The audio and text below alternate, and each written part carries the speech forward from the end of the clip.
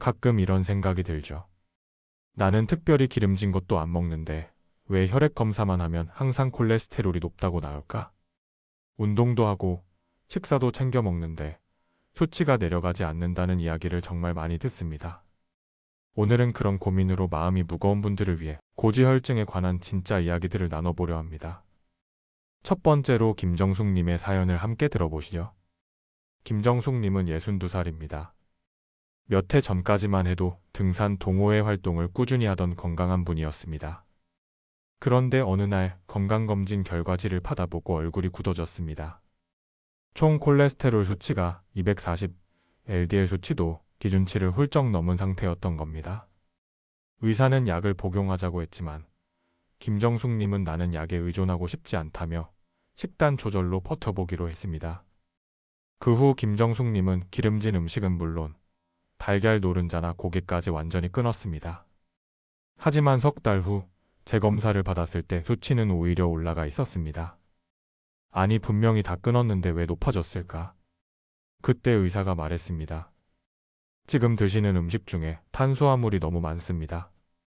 밥, 떡, 빵이 콜레스테롤을 직접 높이진 않지만 간에서 중성지방을 만들어내는 속도를 빠르게 하거든요.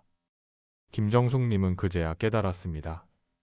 식사량은 줄였지만 대신 떡과 감자, 빵으로 끼니를 채운 게 문제였던 겁니다. 그 후 식사 내용을 바꾸었습니다. 밥 양을 절반으로 줄이고 채소와 두부, 생선 위주의 식단으로 교체했습니다. 그리고 매일 30분씩 걷기 운동을 꾸준히 실천했습니다. 3달 뒤 총 콜레스테롤 수치는 170으로 내려갔고 의사에게서 이제 약은 안 드셔도 될 것 같다는 말을 들었습니다. 여기서 우리가 배워야 할 점이 있습니다. 고지혈증은 단순히 기름진 음식을 줄인다고 해결되는 질환이 아닙니다. 탄수화물 과잉, 운동 부족, 스트레스, 수면 부족이 함께 얽혀있기 때문에 균형이라는 단어를 잊지 말아야 합니다. 무조건 피하기보다 얼마나 잘 조화시키느냐가 핵심입니다. 다음은 박재영님의 사연을 함께 들어보시죠. 박재영님은 56살의 회사원입니다. 퇴근 후 맥주 한두 잔, 회식 자리에서 삼겹살, 주말엔 늦잠. 겉보기엔 평범한 생활이지만 어느 날 회사 건강검진에서 중성지방 수치가 500을 넘었다는 결과를 받았습니다. 의사는 지금은 혈관이 조용히 막혀가는 단계라며 약 복용을 권유했습니다. 처음엔 믿기지 않았습니다. 몸이 멀쩡한데 왜 약을 먹어야 하나 싶었죠? 하지만 일주일 후 출근길에 갑자기 가슴이 쥐어짜듯 아팠고 응급실에서 협심증 초기 진단을 받았습니다. 그제야 심각성을 깨달았습니다. 이제 정말 생활을 바꿔야겠구나. 박재영님은 술을 끊었습니다. 대신 물을 자주 마시고 퇴근 후에는 회사 근처 공원에서 빨리 걷기 운동을 시작했습니다. 처음엔 5분도 버티기 힘들었지만 한 달이 지나자 1시간 가까이 걸을 수 있게 됐습니다. 또한 식단도 바꿨습니다. 햄, 소시지, 버터를 줄이고 등푸른 생선과 올리브유, 아보카도 같은 좋은 지방을 매일 조금씩 섭취했습니다. 3달이 지난 후 재검사 결과 중성지방 수치는 160까지 떨어졌습니다. 이 사례가 주는 교훈은 분명합니다. 고지혈증은 조용히 진행되기 때문에 증상이 없다고 방심하면 안 됩니다. 가슴이 답답하거나 어지럽다고 느껴질 때쯤엔 이미 혈관 손상이 시작된 후일 가능성이 큽니다. 따라서 증상이 없을 때 미리 관리하는 것이 가장 확실한 예방법입니다. 다음은 김영수님의 사연을 함께 들어보시죠. 김영수님은 55살입니다. 젊을 때부터 건강에는 자신이 있었고 매일 2시간씩 등산을 하며 살아왔습니다. 그런데 작년에 갑자기 혈액 검사에서 LDL 콜레스테롤이 높게 나와 깜짝 놀랐습니다. 나는 늘 운동하는데 왜 이럴까? 하지만 원인은 다른 데 있었습니다. 나이가 들면서 근육량이 줄고 기초 대사량이 낮아지자 예전과 같은 식단이 이제는 과잉으로 작용한 것이었습니다. 의사는 말했습니다. 운동을 많이 하는 것도 좋지만 나이에 맞는 강도로 조절하지 않으면 몸은 오히려 스트레스를 받습니다. 김영수님은 그날 이후로 등산 대신 빠르게 걷기, 가벼운 근력 운동, 스트레칭을 병행하기 시작했습니다. 특히 근력 운동은 혈액 속 지방 대사를 개선하는 데 큰 도움이 되었습니다. 팔굽혀펴기, 스쿼트, 의자에서 일어나 앉기 같은 단순한 동작이지만 매일 15분 꾸준히 실천했습니다. 그 결과 LDL 수치가 안정적으로 낮아졌고 지금은 약을 줄이고도 정상 수치를 유지하고 있습니다. 이처럼 고지혈증은 단순한 수치의 문제가 아닙니다.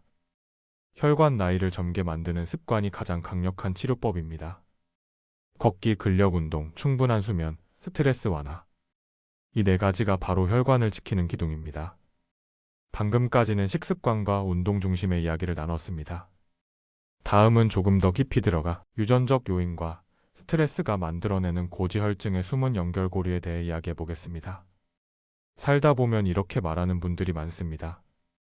우리 집은 다 콜레스테롤이 높아요. 부모님도 그렇고 형제들도 그렇고요. 맞습니다. 고지혈증은 분명 유전적 요인과 깊은 관련이 있습니다. 하지만 그렇다고 평생 피할 수 없는 운명은 아닙니다. 생활 습관이 유전보다 훨씬 강력한 변수가 될 수 있죠. 그 이야기를 세 번째 사연으로 이어가 보겠습니다. 이번엔 최미자님의 사연을 함께 들어보시죠. 최미자님은 61살입니다. 어릴 때부터 늘 기름기 많은 음식은 조심하라는 말을 들으며 자랐습니다. 아버지가 심근경색으로 갑자기 세상을 떠나셨고 어머니도 평생 고지혈증 약을 복용하셨습니다. 그래서인지 본인도 언제부터인가 나는 어차피 피 못할 병이야 라는 생각이 자리 잡았습니다. 건강검진에서 콜레스테롤 수치가 높게 나와도 그냥 그러려니 넘겼죠. 그러던 어느 날 평소처럼 계단을 오르는데 갑자기 다리가 후들거리고 숨이 턱 막히는 느낌이 들었습니다. 심장이 불규칙하게 뛰며 어지러움이 몰려왔습니다. 병원에서 진단을 받으니 이미 죽상동맥경화 초기였습니다. 의사는 말했습니다. 유전이 있어도 관리하면 충분히 늦출 수 있습니다. 문제는 포기하는 마음이에요. 유전은 핑계가 되면 위험해집니다. 그날 이후 최미자님은 마음을 바꿨습니다. 처음엔 두려웠지만 유전은 고칠 수 없어도 습관은 바꿀 수 있다는 말을 붙잡았습니다. 그녀는 매일 아침 오트밀과 블루베리를 먹기 시작했고 식사 후엔 1시간 산책을 생활화했습니다. 또 혈관 건강에 좋은 오메가3와 견과류를 꾸준히 섭취했습니다. 그렇게 반년이 지난 뒤 총 콜레스테롤 수치가 처음보다 60 이상 낮아졌습니다. 의사도 놀라며 말했습니다. 이 정도면 유전도 이길 수 있겠네요. 이 사연에서 우리가 배워야 할 점은 유전은 고지혈증의 출발점일 수 있지만 결승선은 아닙니다. 습관과 태도가 그 결승선을 바꿀 수 있습니다. 나는 어쩔 수 없어라는 생각이 가장 위험한 독이 될 수 있다는 것, 이 사실을 꼭 기억해야 합니다. 다음은 이창호님의 사연을 함께 들어보시죠. 이창호님은 59살입니다. 건설 현장에서 일하며 평생 몸으로 일해온 분이죠. 그는 늘 나는 몸 쓰는 직업이라 괜찮다며 건강검진을 소홀히 했습니다. 그러다 어느 날 회사에서 단체 검진을 받게 되었고 결과지를 본 순간 눈을 의심했습니다. 중성지방 수치가 750, HDL 수치는 정상치의 절반도 안 되는 수준이었습니다. 의사는 단호하게 말했습니다. 이건 단순히 피가 탁한 정도가 아닙니다. 언제 혈관이 막혀도 이상하지 않은 상태예요. 이창호님은 처음엔 반신반의했습니다. 내가 평생 밖에서 일하는데 설마. 하지만 며칠 후 일을 하다 어지럼증과 구토가 나타났습니다. 병원에서는 뇌혈관 협착이 진행 중이라는 진단을 받았습니다.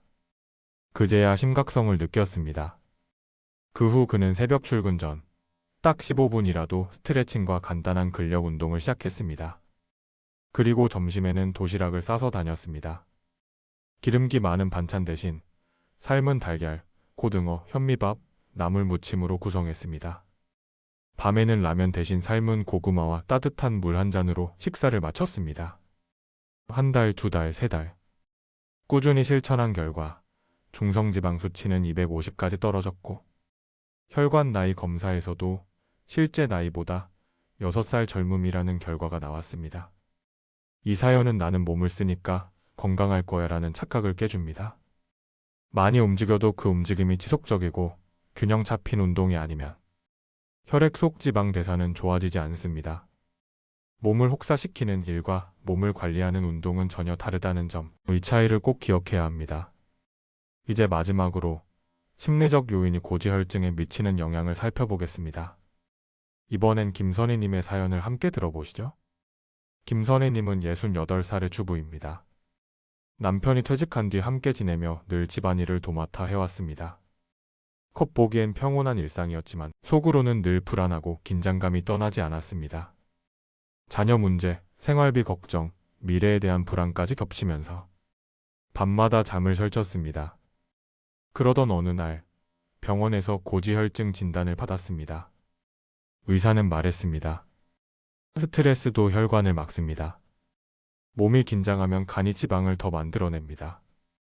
그날 이후 김선희님은 마음을 다스리는 연습을 시작했습니다. 매일 아침 창문을 열고 깊은 호흡을 하며 하루를 시작했습니다.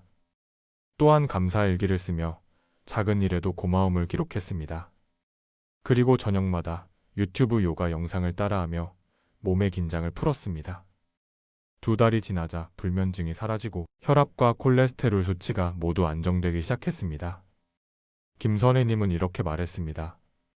몸이 먼저 나빠지는 게 아니라 마음이 지쳐서 몸이 따라가는 거였어요. 그 말에는 깊은 진리가 담겨 있습니다. 혈관은 감정의 거울이기도 합니다. 화를 자주 내거나 불안이 많을수록 몸은 비상 상태로 오인하고 지방을 더 쌓아두려 하기 때문입니다. 따라서 고지혈증 관리의 마지막 해답은 마음의 평온입니다. 잘 먹고 잘 자고 잘 쉬는 것. 이 3가지가 혈관을 지키는 기본입니다.